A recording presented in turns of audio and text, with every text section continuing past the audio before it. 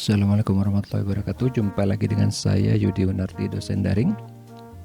Sekarang kita akan melihat mengenai guideline overview dari final project untuk course The Fundamental of Data Analytics. Walaupun ini khusus untuk course FDA, tapi ini bisa dianggap sebagai general guideline untuk course data analytics yang lain yang ada di luar sana ya. Oke, jadi overview yang pertama itu kita sebagai peserta course itu diharapkan bisa melihat atau memberikan analisa ya nantinya. Jadi di sini pertama ada suatu perusahaan gitu ya, perusahaan fiktif gitu ya. Di sini namanya PT Ruang Siswa yang memiliki banyak kursus yang ditawarkan kepada masyarakat. Dari sekian banyak kursus yang ditawarkan, tidak semuanya diminati orang ya, pastilah ya, nggak mungkin kita dagang semuanya laku langsung gitu ya. Nah, di sini kita bertindak sebagai data analis bagi PT Ruang Siswa, meneliti data yang ada, kemudian merumuskan pertanyaan bisnis, melakukan analisa dan mempresentasikan temuan kita kepada jajaran direksi PT Ruang Siswa agar mereka memperoleh informasi yang tepat untuk mengambil keputusan tentang arah bisnis yang perlu diambil ini ya. Jadi ini yang penting di sini ya, arah bisnis yang perlu diambil. Karena apa? Dari kita bertindak itu kan harus ada datanya gitu, harus ada alasannya kan. Nah, kita bertindak harus ada alasannya. Alasannya dalam hal ini adalah datanya. Data yang kita analisa itu nanti akan menjadi basis ya bagi pengambil keputusan untuk melihat arahnya kemana nih. Oke, ya di sini ada 3 file ya yang akan kita olah. Apakah perlu tiga-tiganya? Ya, perlu tiga-tiganya. Karena kita lihat di sini. Pertama, jadi data utama yang akan kita pakai untuk menganalisa kursus-kursus yang sudah diambil itu kan ada di sini ya, di sample order. Tapi di sample order ini kan cuman ada misalnya nih contoh ya. Ini cuma ada nama customernya, tapi nggak ada umur, gender atau mungkin kotanya di mana. Itu adanya di sini ya. Jadi sample order ini harus dihubungkan ke sini supaya kita bisa dapat data customernya yang lengkap, nggak cuma nama kan. Nah, begitu juga dengan course-nya, dengan course ID nih ya. Ini di sini walaupun ada course name-nya, tapi kan nggak ada subkategorinya, nggak ada topiknya apa, kemudian nggak ada levelnya, nggak ada harganya, nggak ada durasinya. Karena ini penting juga untuk mengolah datanya kan.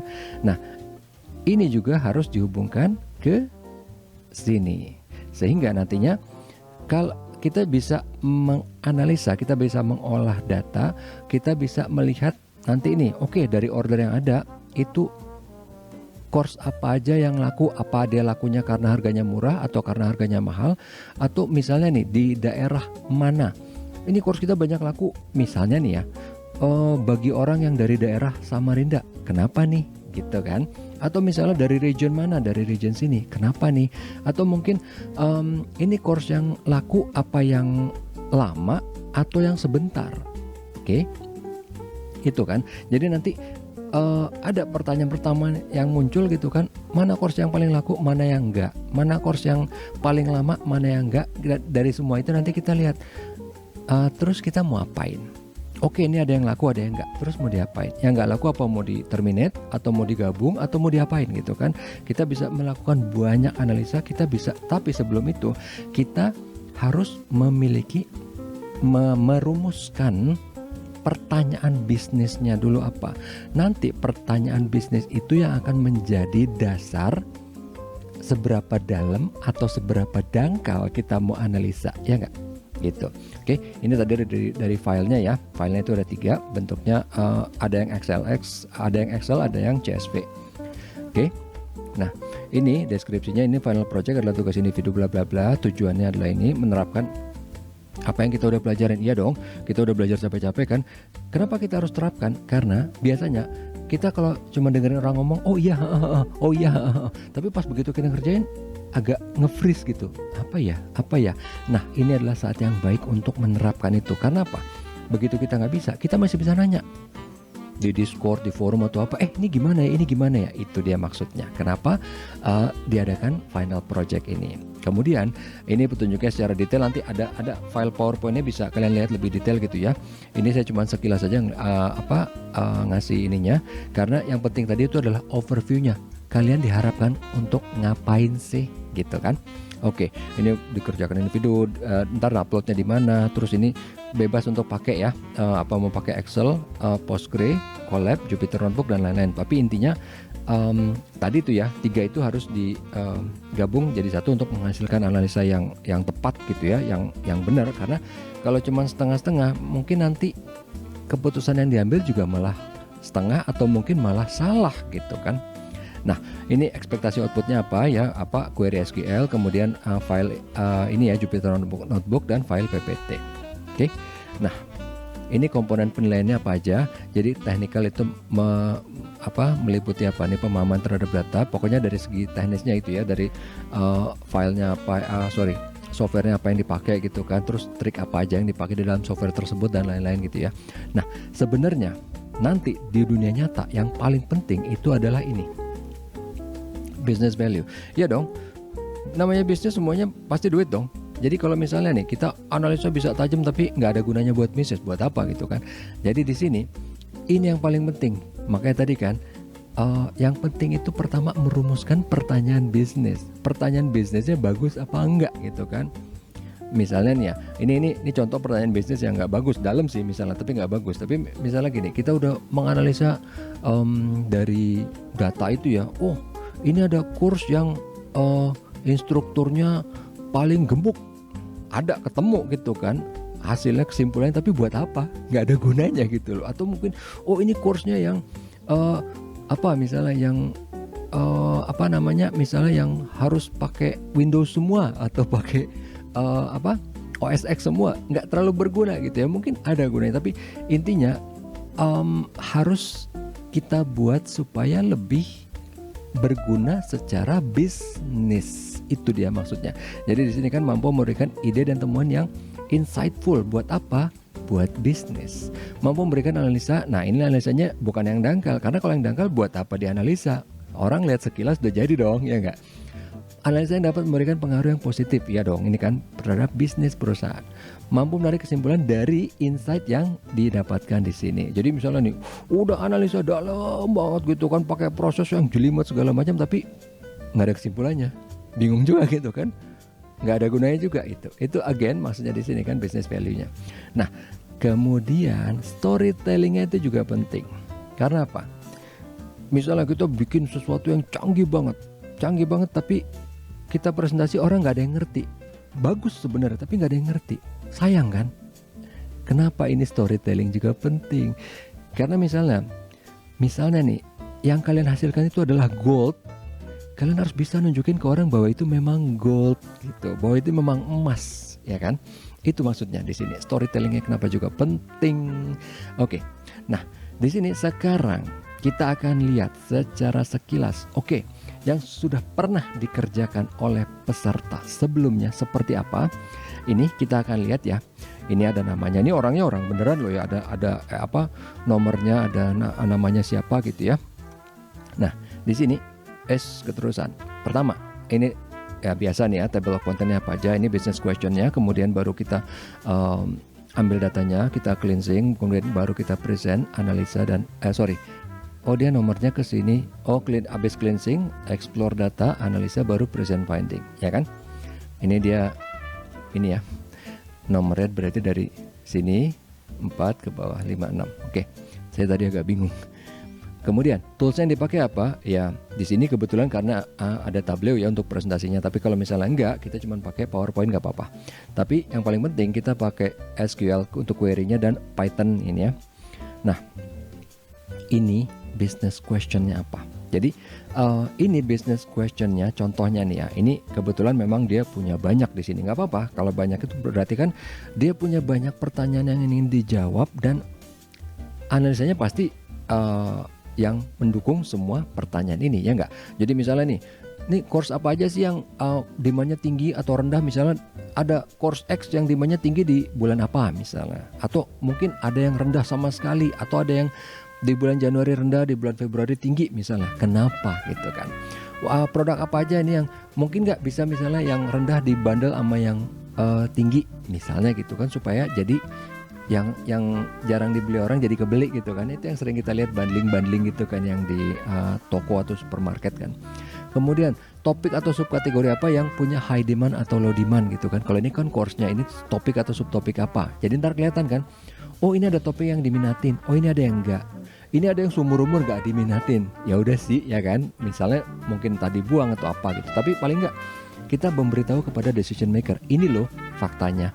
Mereka yang ngambil keputusan, bukan kita kan. Kita presenting the finding. Kemudian apa? Di sini revenue-nya dari ini. Nah, ini apa? Nomor 4 untuk lihat trennya. Trennya naik apa enggak sih? Oh, trennya turun. Berarti ada something.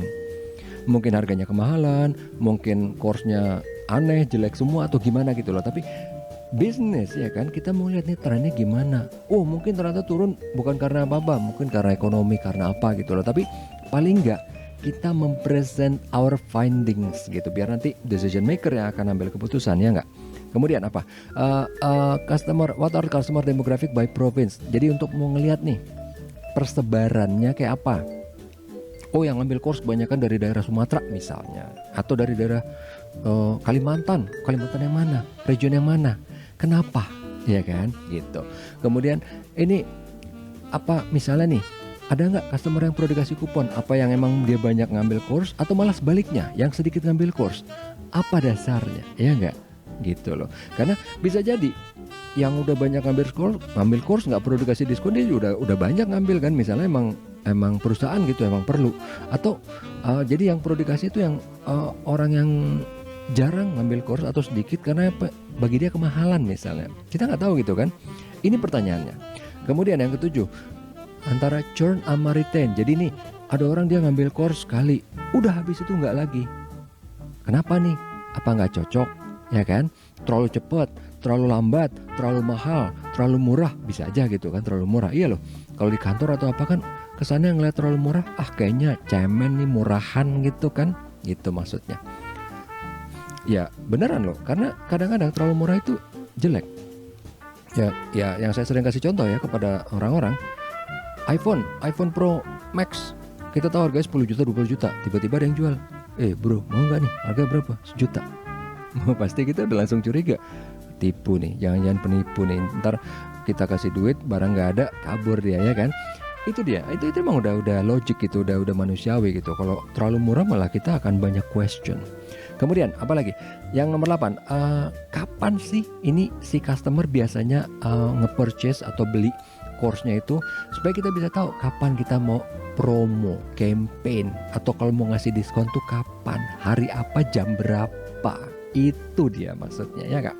Kemudian, ini apa nih kan yang tadi saya bilang, perlu kita naikin harganya nggak, atau mungkin malah kita turunin. Ada nggak korelasinya ini dengan penjualan, ya nggak? Kemudian yang terakhir, nah ini durasinya kelamaan atau enggak? Ada nggak korelasinya antara durasi ini lama atau sebentarnya si course ini dengan penjualannya? Mungkin nggak, oh course yang lama yang 3 jam, 5 jam itu ternyata yang paling banyak diminatin, atau malah kebalikan. Orang malas 5 jam, gila hari gini sehari 5 jam ikut course kan, mungkin malah nggak suka. Itu kan pertanyaannya, ya nggak? Nah dari pertanyaan ini baru kan akan dilakukan analisa. Pertama dia pasti get datanya dulu kan, dari mana nih? Ini tiga file tadi kan dilihat. Kemudian oke, ada yang perlu di cleansing apa enggak, pakai apa caranya, tipikalnya, handlingnya gimana gitu kan. Nol datanya ini apa, either mau pakai SQL atau apa untuk cleansingnya, atau biasanya sih pakai Python ya karena lebih gampang. Ini cek datanya, baru kayak kalau emang ada yang perlu di cleansing gitu kan. Handling missing datanya gimana, mau apa di impute-nya, apa mau di blank atau apa bla bla bla gitu ya. Mau di kita pakein rata-rata 0 atau min atau max gitu kan. Kemudian kita explore datanya, lihat datanya apa aja gitu kan. Nah ini datanya misalnya panjangnya berapa, ada berapa kolom apa aja. Nah ini yang lebih penting nih, ERD-nya ya, Entity Relationship Diagramnya, antar 3 file tadi itu gimana gitu kan. Ini gimana hubungannya ya, kita pasti tahu lah, kalau dari sini kelihatan kan joinnya seperti apa, joinnya kolom apa aja gitu kan. Tapi kan harus di join gitu supaya kita bisa tahu dengan detail, ini di order yang ini itu customernya namanya siapa, umurnya berapa, region mana, bla bla bla gitu kan. Course-nya nih, course yang durasinya berapa, yang harganya berapa, bla bla bla gitu kan. Nah, ini tadi ERD-nya seperti apa, kemudian nih kan. Nah, kita analisa analisa datanya, kemudian kita present findingnya di sini kan. Ini karena masih waktu itu pakai Tableau gitu ya untuk melihat bla bla bla ininya, demand-nya. Tapi kalau misalnya enggak, kita bisa pakai Python juga bisa. Jadi ini intinya cuman oke, dia tadi udah ada 10 pertanyaan bisnis, gimana dia menjawab pertanyaan bisnis tersebut, itu intinya. Jadi kan tadi masalah demand, masalah apa nih kan, nih course apa memiliki high demand, low demand gitu kan. Ini terus apa aja, di tahun berapa gitu kan. Ini udah semua. Oke, ini sebenarnya panjang ya, saya nggak bahas per halaman karena, tapi intinya nih cuman ngelihat bahwa oke, tadi demand-nya, kemudian nih ada nggak sih yang perlu di bundle gitu kan, kalau emang digabung beli satu dapat dua gitu istilahnya ya, course apa aja, kalau misalnya iya apa alasannya gitu kan. Kemudian nih dari topik subkategori apa gitu kan yang emang laku dihubungkan dengan yang tadi gitu kan, dengan demand-nya. Nah, kemudian apa lagi? Tadi kan ini business question-nya semuanya nih ya. Ini kan 3 tadi ya, baru nomor 3 nih. Kemudian di sini apa? Revenue-nya gimana? Trennya gimana nih? Naik. Oke, kalau misalnya emang naik, kenaikannya gimana? Curam apa enggak? Bagus apa enggak? Slope-nya gimana gitu kan? Oke, misalnya ini secara umum ini increase gitu. Ini dia nggak menganalisa secara dalam di sini karena yang analisa di bagian lain gitu ya. Tapi paling nggak secara sekilas ini tahu bahwa ini trennya increase. Nah, untuk yang kelima nih kan, secara demografi gimana, by province, age atau gender, persebarannya gimana gitu kan. Kemudian ini sama ini ya, ini kalau tadi ini kan dari map scale-nya, kalau ini dari pie chart-nya, ini juga pie chart-nya untuk age and gender dari age classification. Kemudian di sini, nah untuk yang keenam itu misalnya kita pengen lihat nih, oke, ini kita misalnya mau ngasih diskon atau enggak ya. Kalau misalnya iya, yang kita mau kasih diskon siapa. Nah, kemudian ini apa lagi, kalau ini untuk churn-nya, berapa banyak yang beli cuman sekali kemudian udah gitu kan. Nah, gimana caranya kalau kita pengen retain gitu dari yang churn ini gitu ya. Kemudian apalagi, nah di sini kalau yang 8 misalnya kapan sih belinya, kebanyakan siang, malam, sore, ini kan kelihatan langsung kan jadinya kan. Lebih banyak kapan belinya? Misalnya di sini contohnya siang, berarti kan kita mungkin perlu melakukan promo atau campaign tuh di siang, ya enggak? Supaya kita nggak buang-buang budget untuk marketing gitu dong. Kita bikin iklannya pagi gitu kan, orang lagi jalan mau ke kantor, atau enggak sore, nggak banyak yang nonton. Paling banyak ini di sini. Buktinya apa? Ini datanya kan, orang paling banyak nge-purchase, beli itu di siang gitu maksudnya. Kemudian apa lagi? Ini misalnya kita mau increase atau decrease course price-nya gitu kan. Apa korelasi antara course price dengan dengan sales, dengan nilai salesnya gitu kan? Ada apa enggak? Kalau misalnya ada gimana gitu. Kemudian yang terakhir di sini, apa kita perlu ningkatin durasi atau enggak? Ini sama dengan ini ya, kita mau ngeliat korelasinya gitu ya. Kalau misalnya hubungannya gimana nih, positif apa negatif terhadap penjualan gitu. Itu maksudnya. Oke. Ini tadi contoh dari cuman salah satu gitu ya, yang memang dia menyeluruh, bukan berarti kalian harus sama persis exactly kayak gini, enggak lah. Tapi paling enggak udah tahu nih arahnya seperti apa. Begini tuh. Kita udah tahu overview-nya, kita udah tahu caranya, kita udah tahu ininya tadi penilaiannya seperti apa aja gitu ya. Mudah-mudahan overview untuk final project ini bisa membantu supaya nggak kaget gitu ya, supaya nggak bingung ini gimana ya gitu ya, supaya nggak terlalu banyak pertanyaan. Seperti biasa, kalaupun tetap ada pertanyaan, tinggal hubungi kita gitu ya, either itu di Discord ataupun mau nanya langsung ke saya juga boleh di YouTube channel saya, boleh di TikTok saya, boleh gitu kan, bebas. Di LinkedIn juga boleh seperti biasa, karena banyak juga kok teman kalian yang nanya di situ. Oke, terima kasih atas perhatiannya. Assalamualaikum warahmatullahi wabarakatuh. Tetap sehat dan tetap semangat.